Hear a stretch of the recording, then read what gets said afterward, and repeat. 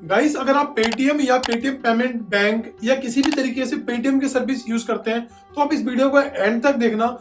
अच्छा, मैं आपको एक बहुत ही बड़ी ब्रेकिंग न्यूज बताने वाला हूं जो आप थंबनेल और टाइटल में देख भी चुके होंगे। इसकी प्रॉपर डिटेल में लेके आया हूं, तो प्लीज अब इस वीडियो को एंड तक देखना।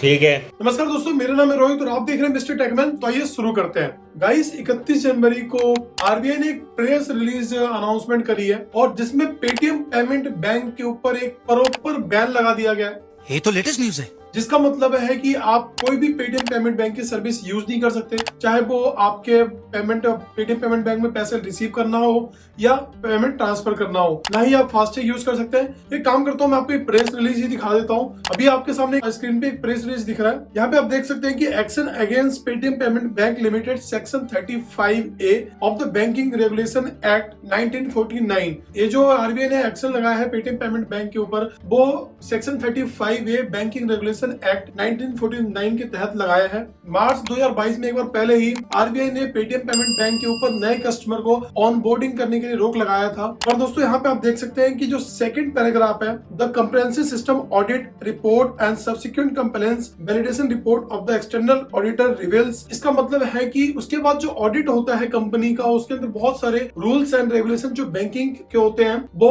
पेटीएम पेमेंट बैंक ने फॉलो नहीं किया और बार बार वार्निंग आरबीआई ने पेटीएम पेमेंट बैंक को दिया और पेटीएम पेमेंट बैंक ने हमेशा की तरह उसको अवॉइड किया। उसके बाद 31 जनवरी 2024 को प्रॉपर बैन लगा दिया है।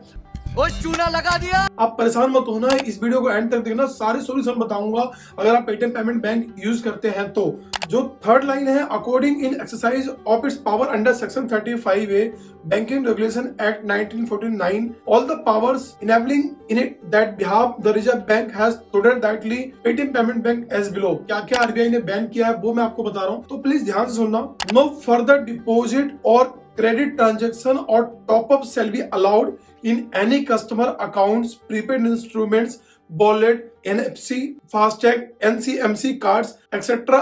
after February 29th, 2024, other than any interest, cashback or refund which may be credited any time। दोस्तों, इसका मतलब है कि पेटीएम पेमेंट बैंक के ऊपर एक प्रॉपर बैन लगा है 29 फरवरी। यहाँ पे आपको बता दूं कि ये जो 2024 है एक लीप ईयर है, तो इसमें 29 फरवरी आ जाता है। 29 फरवरी के बाद आप पेटीएम पे कोई भी क्रेडिट या डेबिट का ट्रांजेक्शन नहीं कर सकते। पेटीएम का फास्टैग यूज करते हैं तो आप पेटीएम का फास्टैग यूज नहीं कर पाएंगे, पेटीएम का वॉलेट यूज नहीं कर पाएंगे और NCMC card, common mobility card है पेटीएम का, वो भी आप यूज नहीं कर सकते। यहाँ पे सिर्फ आप क्या यूज कर सकते हैं, सपोज आपको कोई कैशबैक आने वाला है या कोई रिफंड आने वाला है तो वो आपके अकाउंट में आ जाएगा, पर वो भी 29 फरवरी तक ही आएगा। उसके बाद आपके अकाउंट प्रॉपर तरीके से बैन हो जाएगा। सेकंड लाइन में है, विड्रॉल और utilisation of balance by its customer from the account including saving bank accounts, current account, prepaid instrument, FASTag, national common mobility card etcetera are to be permitted without any restriction up to their available balance. यहाँ पे अब आपके लिए है कि Paytm payment bank, Paytm wallet, FASTag या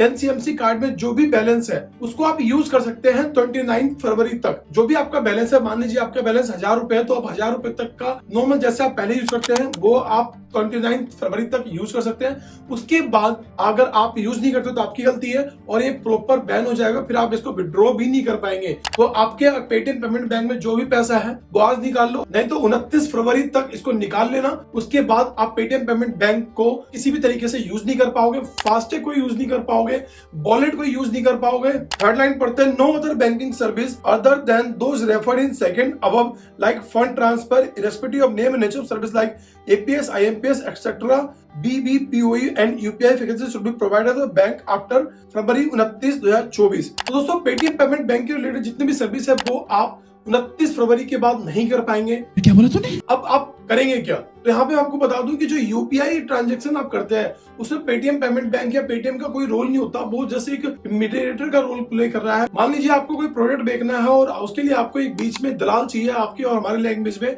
तो वो पेटीएम एक दलाल का ही काम करता है। तो आप नॉर्मल यूपीआई ट्रांजैक्शन कर सकते हैं, पर यहाँ पे मैं आपको बोलूंगा कि ये भी मत करना, क्योंकि जब एक बार किसी कंपनी के ऊपर बैन लग जाता है और कल को जो आपका यूपीआई ट्रांजैक्शन होता है वो फेल आउट होता है, तो रिफंड आने में हो सकता है आपको दिक्कतों का सामना करना पड़े, तो आप इसको भी यूज मत करना। The nodal accounts of 197 communication limited and Paytm payment service limited are to be terminated at the earliest in any case not later than February 29, 2024। दोस्तों जो नोडल अकाउंट मतलब जो इनका मेन अकाउंट है 197, यहाँ पे मैं आपको बता दूं कि पेटीएम और पेटीएम पेमेंट बैंक 197 की कंपनी से टाई अप है।